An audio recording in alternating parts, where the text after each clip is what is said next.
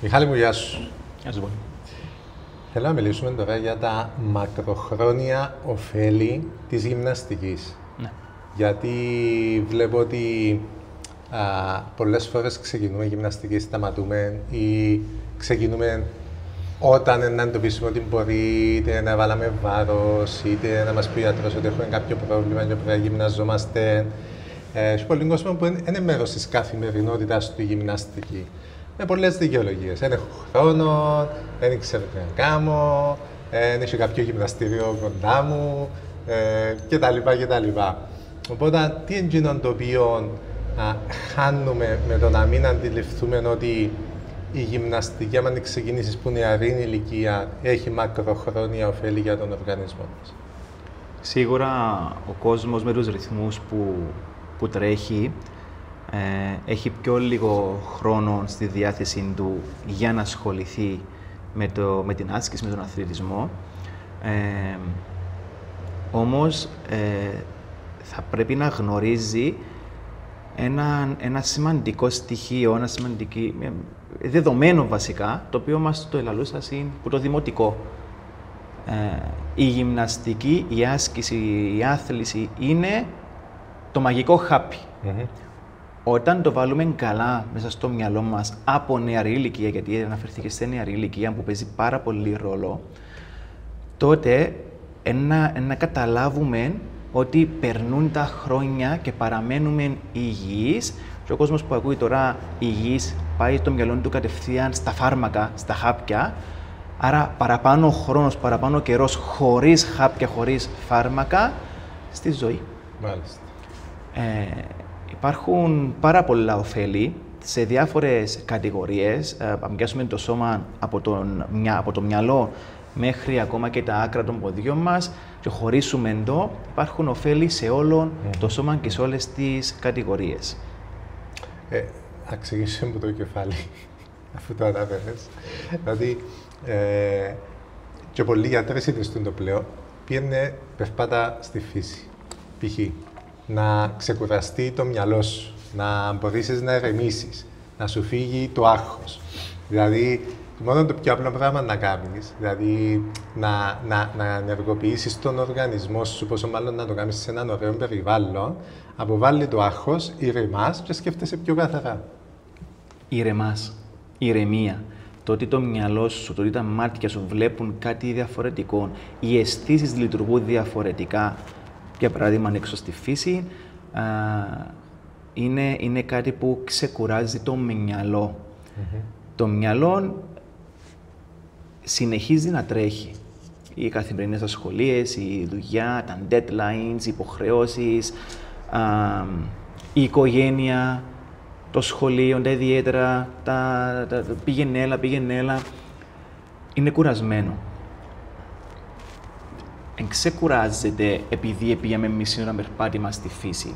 Απλά είδε κάτι διαφορετικό και την ώρα εξέφυγε από τους ρυθμούς της καθημερινότητας, από τη ρουτίνα, ήταν κάτι διαφορετικό, έναν νέο ερέθισμα για το εγκέφαλο, για τα μάτια, ήταν ξεκούραση, ήταν κάτι διαφορετικό. Ο εγκέφαλος στις λειτουργίες που πρέπει να κάνει τις έκαμε, ούτως ή άλλως, συνεχίζει να σκάμει, συνεχίζει να σκέφτεται ακόμα και αν δεν το ξέρουμε εμείς. Είναι το κάτι διαφορετικό που έχει να προσφέρει μια εσωτερική ηρεμία που είναι να φέρει. Εάν το μυαλό είναι ξεκούραστο, θα ξεκουραστεί και το υπόλοιπο σώμα. Εάν είναι κουρασμένο το μυαλό, θα είναι κουρασμένο το σώμα, με ό,τι αυτό συνεπάγεται.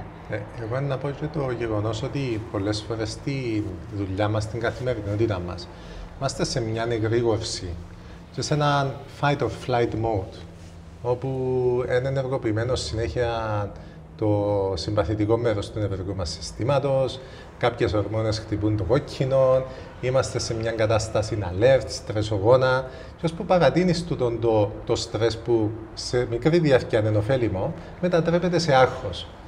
Ενώ την ώρα που να πάω να ηρεμήσω, να αλλάξω περιβάλλον, να αλλάξω σκηνικό και να φύγω από την κατάσταση, ενεργοποιώ το παρασυμπαθητικό μέρος του νευρικού μου συστήματος, άρα μπαίνω σε ένα digestive and relaxation mode. Ακριβώς. Που το είναι πολύ μεγάλο όφελος για τον οργανισμό.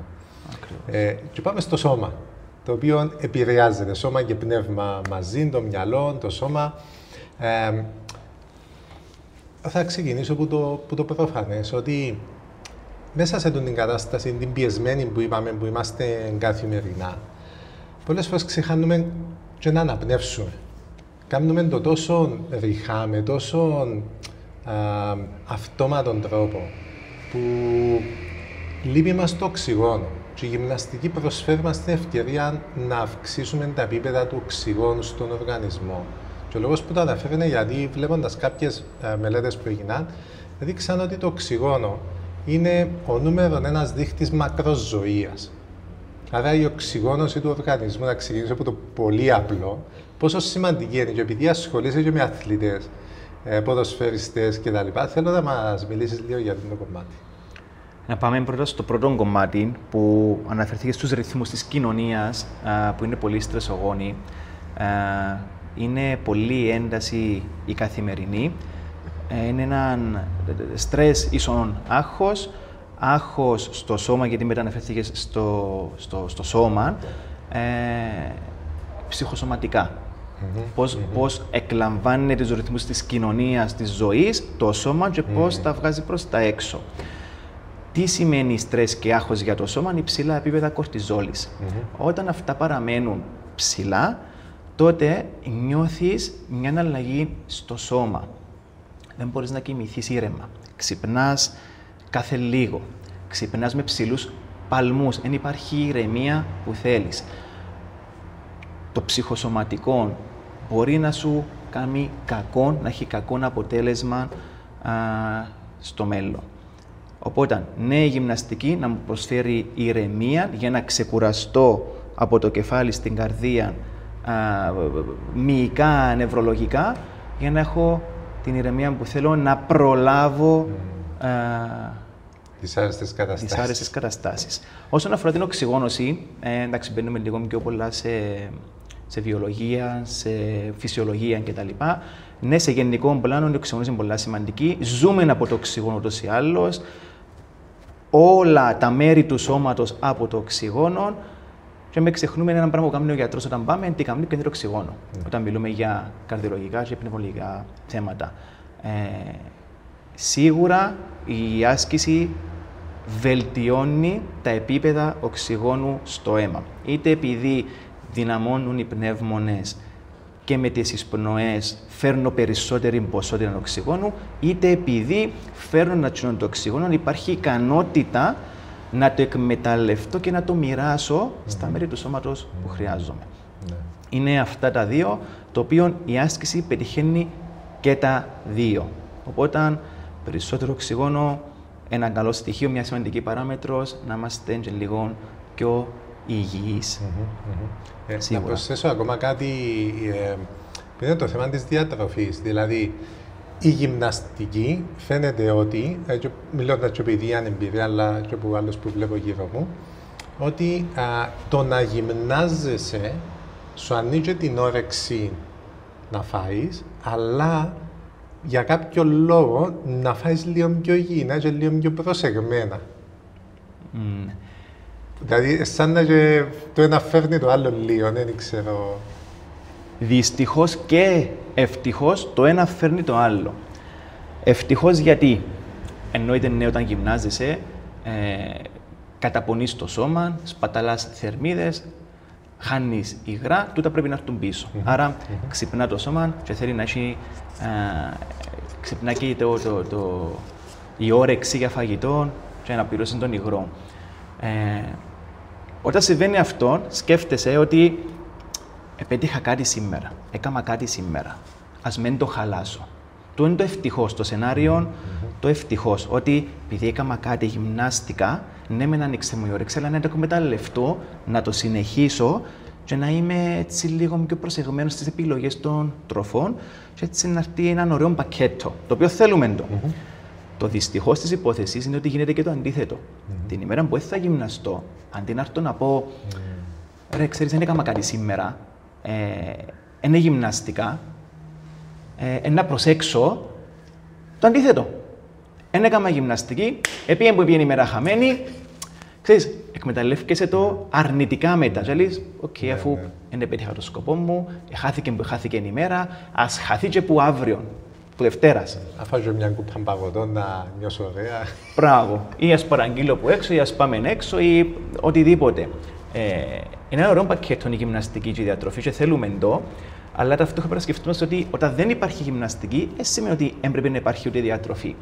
Θέλουμε μια καλή ισορροπία. Θέλουμε να το ελέγξουμε όσο γίνεται, να κάνουμε σωστές και έξυπνες επιλογές για να υπάρχει η αρμονία που θέλουμε. Και μιλώντας για τα μακροχρόνια ωφέλη της γυμναστικής, φαντάζομαι έρχεται ο κόσμος κοντά σου, ο οποίος μπορεί να μην γυμνάστηκε καθόλου στη ζωή του. Ή λόγω δουλειάς, είπαμε, ή λόγω επαγγέλματος, ή λόγω του ότι είναι ισορροπία, έρχονται σε μια ηλικία και λένε σου, Μιχάλη μου, είμαι 40, είμαι 50, είμαι 60, πρέπει να κάνω κάτι γιατί το σώμα μου πλέον δεν ανταποκρίνεται. Μπράβο. Δεν υπάρχει όριο στην ηλικία που κάποιος μπορεί να κάνει κάτι για το σώμα του. Φτάνει να είναι σε φάση που μπορεί. Ναι, έρχονται άτομα των 50, των 60, ακόμα και των 70 που δεν έχουν γυμναστεί στη ζωή τους. Ο λόγος που έρχονται είναι εκείνο το trigger που συνέβηκε, κάτι παρατηρήσαν, κάτι προσέξαν ότι δεν μπορώ να κάνω αυτό που έκανα πέρσι, πρόπερσι, πριν 5 χρόνια. Οπότε έρχεται κάτι και ξυπνά τους ότι ξέρεις, είδα μια αλλαγή. Ποτέ δεν είναι αργά και πάντα μπορούμε να κάνουμε κάτι για τον πληθυσμό ατόμων που είναι γυμναστήκα. Είναι κάτι που προσέχουμε εδώ, είναι κάτι που ζούμε και παρατηρούμε εδώ. Πάντα υπάρχει κάτι να κάνεις. Το που θέλουμε να μεταφέρουμε και στη γενιά τη δική μας και στη γενιά που έρχεται είναι ότι βάλουμε το νωρίς έτσι ώστε να έχουμε έναν καλό υπόβαθρο να στηριχτούμε πάνω του. Ναι. Και μυϊκά, και νευρολογικά, και εγκεφαλικά, όποια παράμετρο θέλεις να πιάσουμε για να μείνει σαν ρουτίνα, έστω ακόμα και να σταματήσω, να με σταματήσω και να με φάνε τα χρόνια. Εγώ να πω και κάτι για εκείνους που λένε ότι δεν έχω χρόνο. Εγώ υιοθέτησα τα τελευταία 5 περίπου χρόνια, 5-6 χρόνια, να κάνω κάθε πρωί 15 με 20 λεπτά γυμναστική στο σπίτι. Μάλιστα. Με ένα yoga mat, κάποιες ασκήσεις βασικές, είτε stretching, είτε jumping, είτε έτσι για να ξυπνήσει το σώμα, να τεντωθεί κτλ. Κάτι πολλά basic, αλλά λέω ότι super σημαντικό. Γιατί μετά γίνεται, έστω και το λίγο γίνεται ένα συνήθειο και πάμε πίσω σε αυτό που είπες εσύ ότι ξέρεις, επειδή είναι καθημερινό, είναι μόνο 15 λεπτά, είναι κάτι ευχάριστο να κάνω το σπίτι μου εύκολα γλύωρα. Εκτός τότε με βοηθά να πάει η μέρα καλύτερα, θα το παρατήσω και εύκολα. Και μετά βλέποντας το φλέν να μου δώσει το κίνητρο, πάω να κάνω και κάτι άλλο. Μπορώ και λίγο παραπάνω. Ακριβώς. Η μαγική λέξη σε τούτο που είπες, στην παράγραφο που είπες, είναι το συνήθειο. Αν γίνει συνήθειο κάτι, ακόμα και να κοπεί στιγμία, να μας ξαναέρθει πίσω. Άρα, συνηθίζω να κάνω γυμναστική που είναι νεαρή ηλικία, συνηθίζω να κάνω γυμναστική που την ηλικία που είμαστε τώρα, που την ηλικία που είναι οι γονείς μας, και ακόμα και να σταματήσω, να μην είναι της φύσης μου να το κάνω, να έρθει η φάση που να πω, ρε, αφού έκανα το, στα μέσα σε ένα μήνα, να επιστρέψω. Κανένας που ξεκίνησε να κάνει γυμναστική και έμεινε στη γυμναστική, δεν σταμάτησε για 10-15 χρόνια. Μπορεί για λίγο διάστημα, μπορεί για 1-2 χρόνια, αλλά επανήλθε. Άτομα που δεν γυμναστήκαν ποτέ, ναι, πια στα 60-70 για να γυμναστούν. Άρα η μαγική λέξη είναι το συνήθειο. Χωρίς να θέλω όμως να είμαι και κακός προς τα άλλα άτομα, λαλείς εσύ ότι κάνεις μια ρουτίνα 10-15 λεπτά στο σπίτι, και ο άλλος λαλείς σου, εντάξει, εγώ δεν έχω χρόνο ούτε για τούτο. Εκλαμβάνω το, σεβούμαι το, ακούω το και το δέχομαι. Απλά έρχεται μου, όχι η λέξη δικαιολογία, μπορεί να είναι αυστηρή λέξη δικαιολογία, να πω ότι ίσως εν το θέλεις ή εν το θέλεις αρκετά. Ή ακόμα εν ήξερες ότι το θέλεις. 10-15 λεπτά είναι κάτι μέσα στην ημέρα. Εγώ να πω ότι έσω συνέβη κάτι ακόμα, πας χτυπήσει το καμπανάκι να καταλάβεις. Είναι σημαντικό να πρέπει να το κάνω. Ναι. Αλλά για το ίδιο λόγο, έχεις χρόνο να σηκωστείς που την καρέκλα, να πεις του δίπλα σου ρε πάω έξω, κάνω διάλειμμα μπε του τάδε, πάω για διάλειμμα 10 λεπτά να κάνω ένα τσιγάρο. Και είναι τα 10 λεπτά να έκαμε 3 τεντώματα και ένα set push-ups για παράδειγμα. Ναι. Τρώσεις και όλο χρόνο ίσως. Ναι. Θα το κάνει κανένας. Ξέρουμε το, απλά λαλούμε το. Μεγάλο θέμα συζήτησης. Μεγάλο θέμα συζήτησης. Να το συζητήσουμε. Όμως, ναι, να μας μείνει η ρουτίνα, να γίνει συνήθιο και τούτο να μας βοηθήσει μακροπρόθεσμα μέχρι σε έναν μεγάλο βάθος ηλικίας. Χαρή μου, ευχαριστώ πάρα πολύ. Να σε καλά πολύ.